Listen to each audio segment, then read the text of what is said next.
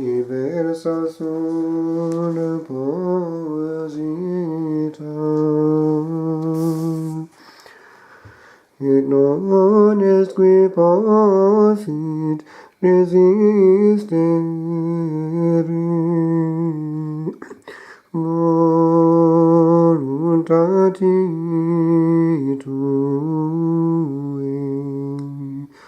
tu enim fecisti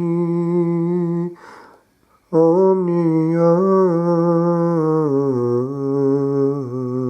celum et terram et universa quae celi ambitur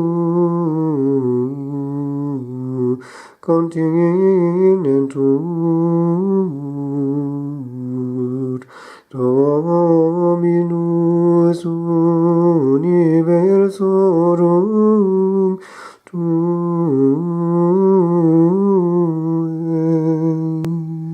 es. Beati Immaculati in via, qui ambulant in nece Domini.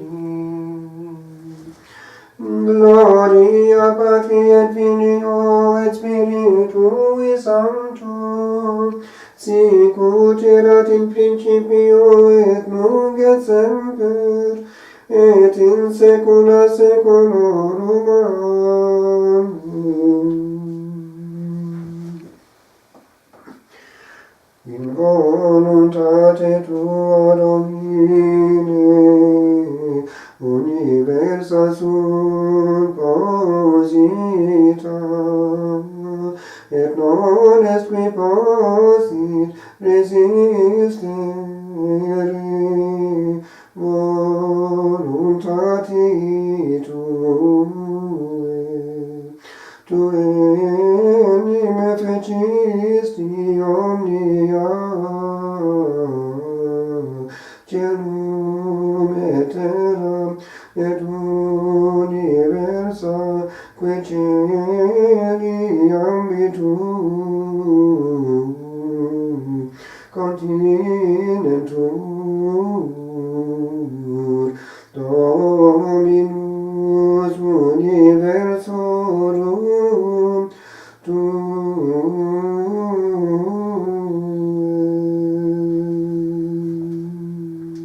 es. Domine refugium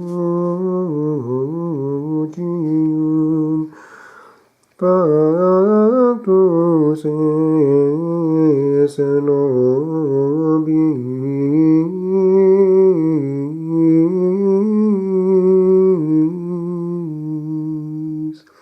a generatione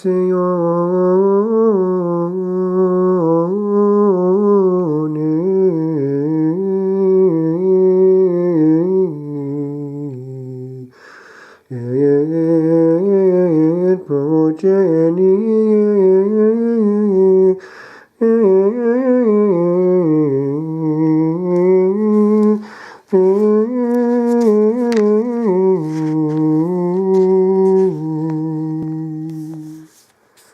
priusquam montes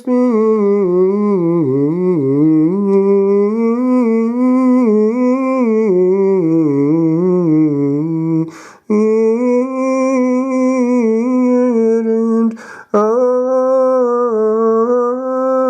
formare tu terra et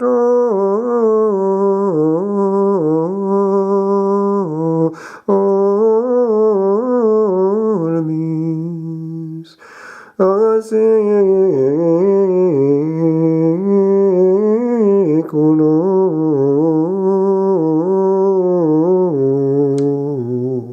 et in saeculum tu est Deo.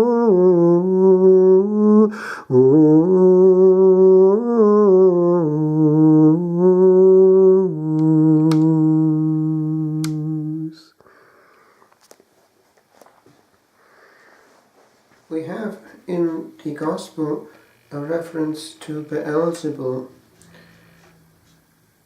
if it is through Beelzebul that I cast out devils, through whom do your own experts cast them out? Baal, Lord, Zebul, of the flies, he was known to be a power in the underworld. He's referred here to as the prince of the devils, and the notion of a head is there in the demonic sphere, but it has appeared in exorcism that Beelzebul is not actually the head, but close to it. Lucifer is.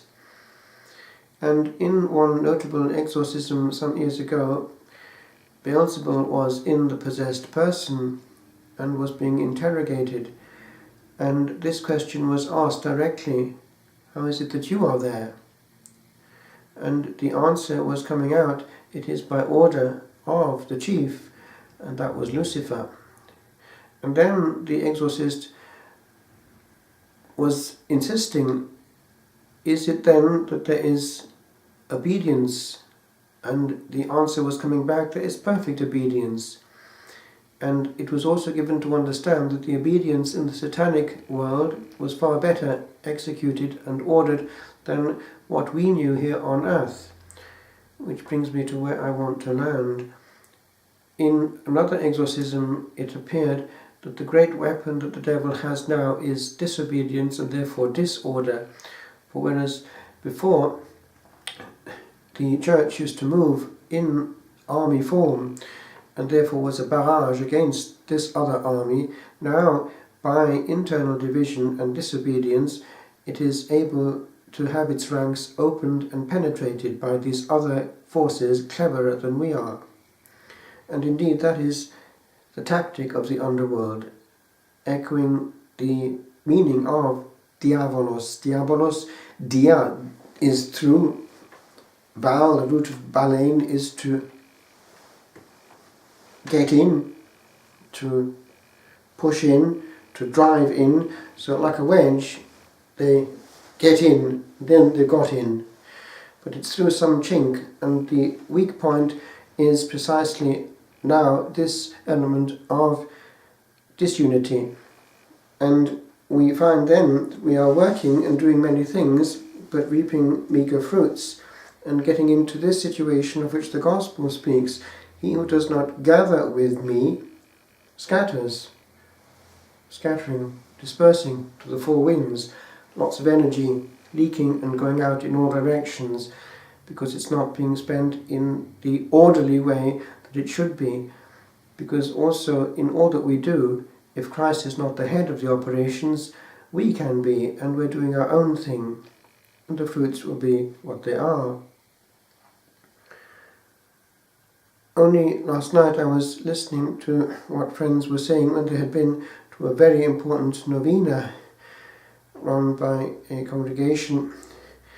It draws thousands every year, but a couple of years ago apparently they had invited one homosexual and one lesbian to give talks, or a talk, in the actual culmination of that novena that night. And it was a deliberate message. Now, that is happening more than we think, that these big slots of influence are being hijacked. And missions given by certain congregations in parishes are also being used to sow some kind of agenda. It's often indirect, but it's there. And it is not healthy, for it is, again, getting inside, using this as a wedge, and then from within to cause problems.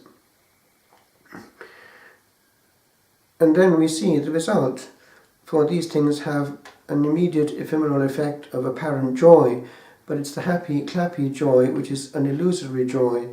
The long-term fruits are just not there. One sees that confessions do not increase, and in fact the feel-good factor which people might be given in such situations is a drug to the soul to keep them, in a sense, in a dormant state, and to do exactly the contrary to what a mission should be doing. I'd just like to conclude with a word from Fulton Sheen, who knew exactly how to use the media of communication, but without doing any harm whatsoever. On the contrary, he was both enjoyable and true, and one need not contradict the other. Christian love, he tells us, bears evil, but it does not tolerate it. It does penance for sins of others, but it is not broad-minded about sin. The cry for tolerance never induces it to quench its hatred of the evil philosophies that have entered into contest with the truth. It forgives the sinner and hates the sin. It is unmerciful to the error in his mind. The sinner it will always take back into the bosom of the mystical body. But his lie will never be taken into the treasury of his wisdom. Real love involves real hatred.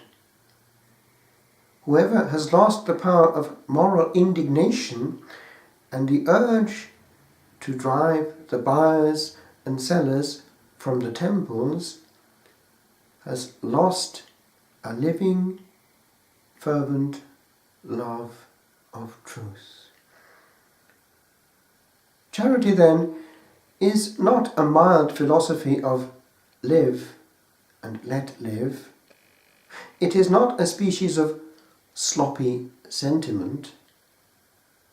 Charity is the infusion of the Spirit of God, which makes us love the beautiful and hate the morally ugly.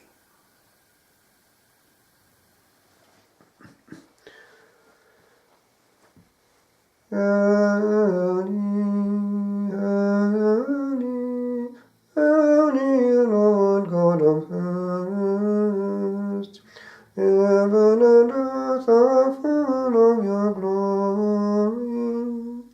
Hosanna, Hosanna, Hosanna in the highest.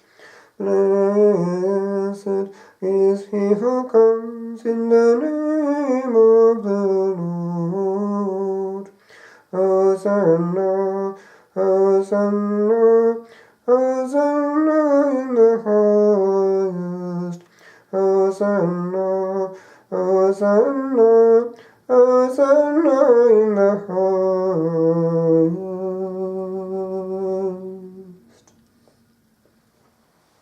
Lamb of God, you take away the sins of the world. Have mercy on us. Lamb of God, you take away the sins of the world. Have mercy on us. Lamb of God, you take away the sins of the world. Grant us peace. Grant us a peace.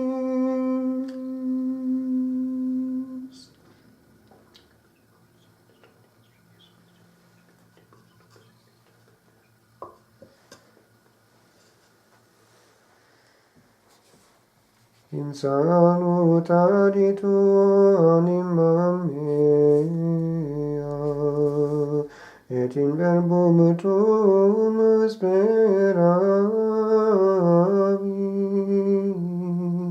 quando facieste persequentibus meo dicium. In persecutis omni, adiuvame Domine, Deus meus.